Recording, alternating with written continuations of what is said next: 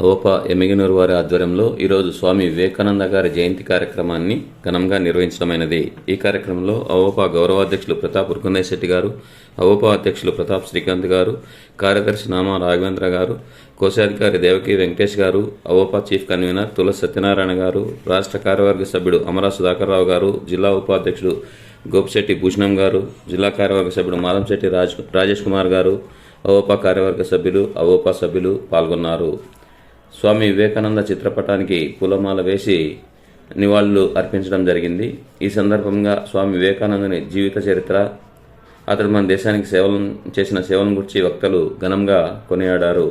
స్వామి వివేకానందని స్ఫూర్తిగా తీసుకుని మన ఎమ్మిగనూరు అవోపా నిర్వహిస్తున్న సేవా కార్యక్రమాల గురించి సభ్యులు ప్రస్తుతించారు. స్వామి వివేకానందని సేవాస్ఫూర్తితో మనం మరిన్ని సేవా కార్యక్రమాలు చేపట్టవాలని సభ్యులు తీర్మానించారు.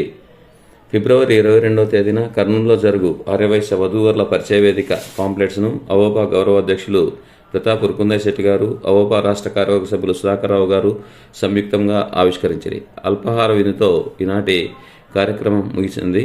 ఇట్లు తులసి సత్యనారాయణ, చీఫ్ కన్వీనర్, అవోపా ఎమ్మిగనూర్.